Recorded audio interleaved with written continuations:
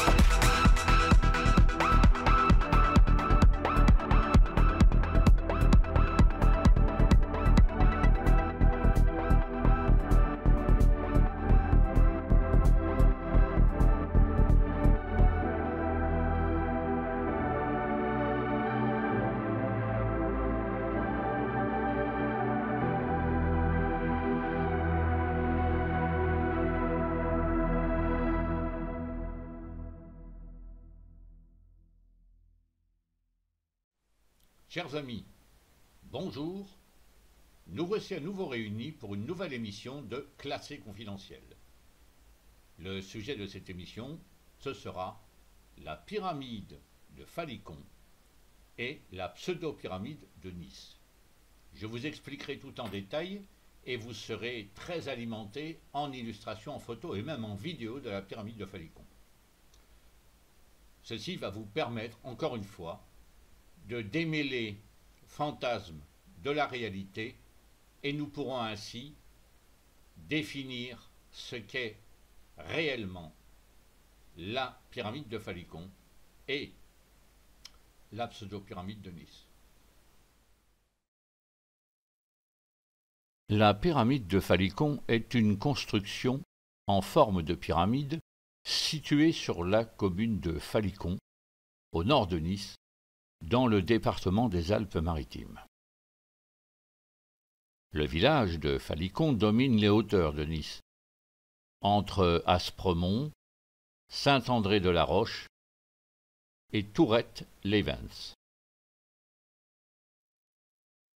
Perché entre 103 et 850 mètres d'altitude, il se dresse face au mont Chauve. Cette petite commune azuréenne abrite des vestiges qui interrogent le public, dont une grotte dont l'accès est marqué par un édifice pyramidal aujourd'hui en ruine. Les origines de cette grotte, dite de Ratapignata, chauve-souris en vieux niçois, et de la pyramide qui la surplombe font l'objet de multiples théories et alimentent de nombreux fantasmes sur Internet. La cavité doit son nom à la colonie de chauves-souris qu'elle abriterait. Elle a été découverte en 1803 par un avocat italien, Domenico Rossetti, passionné d'archéologie et d'écriture de poèmes, en vacances sur la Côte d'Azur. La publication en 1804 de son poème célèbre cette découverte.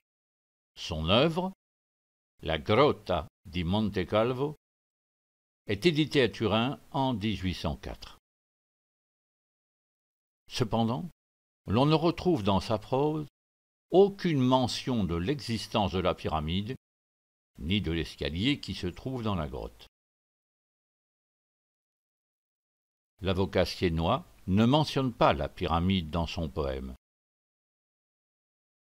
Cette pyramide modeste est située à 430 mètres d'altitude, à flanc de colline. L'édifice devait mesurer à l'origine environ 6 mètres de côté à la base, sur 9 mètres de haut. En 1926, un groupe de chercheurs tente de faire inscrire la pyramide au monument historique, en vain. Ce n'est finalement qu'en 2007, suite à une enquête de l'Institut de préhistoire et d'archéologie Alpes-Méditerranée, que le site a été classé au patrimoine des monuments historiques français. L'édifice a été érigé dans les années qui ont suivi la découverte de la grotte, peut-être même par Domenico lui-même, aidé par ses compagnons, simplement pour y indiquer l'entrée de la grotte afin d'attirer les touristes, et clairement attesté en mairie comme étant de 1814 au plus tôt. L'ouverture de la grotte est presque orientée sud-est. Dans la caverne, on peut voir un pilier formé par la rencontre d'une stalagmite et d'une stalactite. La particularité de la grotte est d'abriter un escalier maçonné et une colonne stalagmite sur laquelle on peut se représenter les traits d'un visage. Aujourd'hui, la pyramide et la grotte appartiennent à la copropriété privée, le hameau de la Bastide de Falicon. Tous les fantasmes des internautes s'effondrent donc les uns après les autres. Un temple dédié à Mithra par les Romains? La pyramide n'existait pas. Les escaliers de la grotte non plus. Une origine templière? Là aussi, le fantasme s'écroule. Les Templiers, c'est le Moyen Âge. Et encore une fois, la pyramide et les escaliers de la grotte sont nettement plus récents. Par contre, la probabilité que ce soit un lieu de rencontre, une chapelle maçonnique, reste l'hypothèse la plus probable. Durant le XVIIIe siècle, ce mouvement philosophique était en plein essor et très présent dans le sud de la France. Napoléon Bonaparte venait de rentrer de sa campagne d'Égypte à laquelle de nombreux francs-maçons avaient participé. Si l'Égypte fascine l'Europe depuis des siècles, elle connaît un regain d'intérêt considérable suite à l'expédition napoléonienne. Pour le chercheur Pierre Bény, l'association de la grotte et de la pyramide serait un symbole franc-maçon. La première symboliserait la mort et la seconde, la Renaissance. Avec Catherine Ingard et Yann Duvivier, il est co-auteur d'un ouvrage prolifique sur le sujet.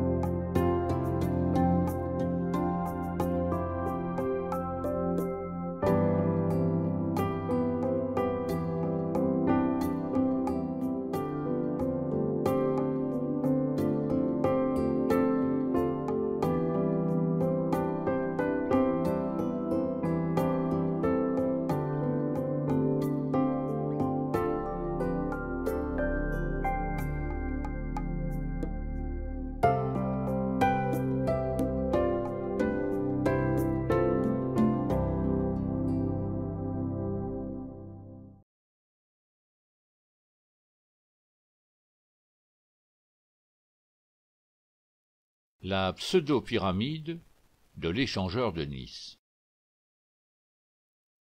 Qui a déjà eu écho de l'existence de cette incroyable structure?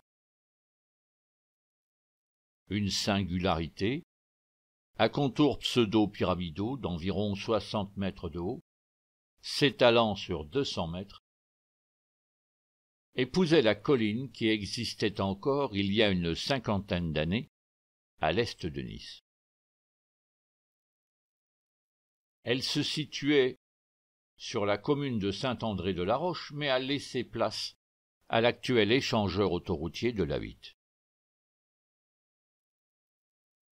Personne ne sait avec exactitude ce que cette singularité aurait été, mais il est peu probable que cela puisse être une construction datant de l'Antiquité, voire plus ancien encore. Si elle a bel et bien existé, rien ne démontre pour autant une datation du lieu comme étant quelque chose pouvant dater de l'Antiquité, ou plus ancien encore comme antédiluvien. Preuve en est que seule une éventualité médiévale est retenue avec ce compte-rendu numéro 9 du Conseil municipal de Saint-André-de-la-Roche de janvier 2006. La destruction du site du Mérindol, promontoire caractéristique, au confluent des vallées du Paillon et de la Banquière, possédait encore des vestiges d'une forteresse médiévale citée à plusieurs reprises dans les documents municipaux depuis le XVIe siècle. Place forte des Huguenots durant la guerre de religion. Par ailleurs, sa structure de restanque en forme de pyramide aurait mérité un autre destin que celui que lui ont réservé les engins de démolition.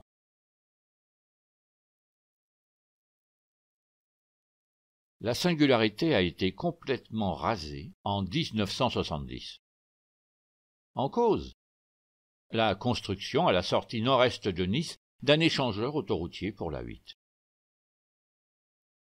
Fantasme du net, un grand dolmen aurait été bâti à son sommet, mais pas la moindre photographie ou le moindre document pouvant attester de ce fait. C'est ce qui est dangereux sur Internet.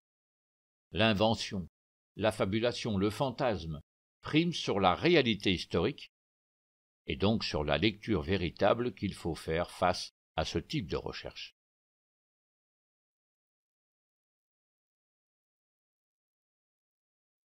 Si l'on regarde les photographies de l'époque, aucune ne permet d'affirmer que la forme pyramidale puisse être retenue. Premièrement, une pyramide, c'est 3 ou 4 faces, de préférence possédant une même inclinaison. C'est ce qui permet de distinguer la construction artificielle des hasards de la nature. L'on ne voit rien de tout cela sur cette singularité.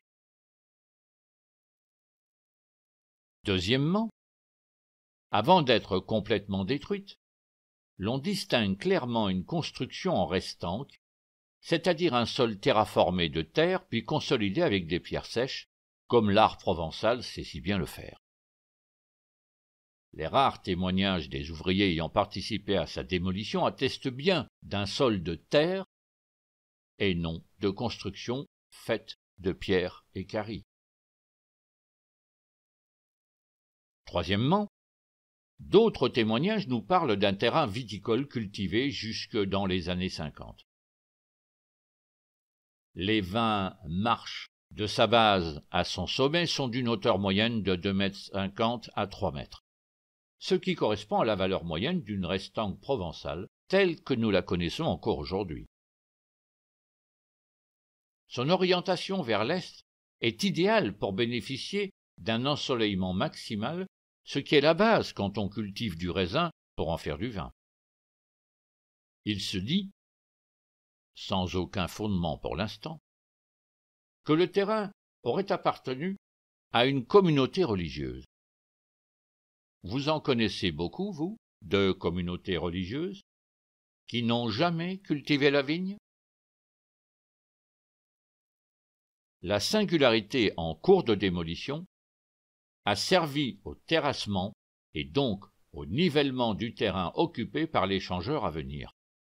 Elle a servi de carrière en quelque sorte, où des camions venaient extraire des matériaux et de la roche, comme en témoigne la piste visible sur certaines photos.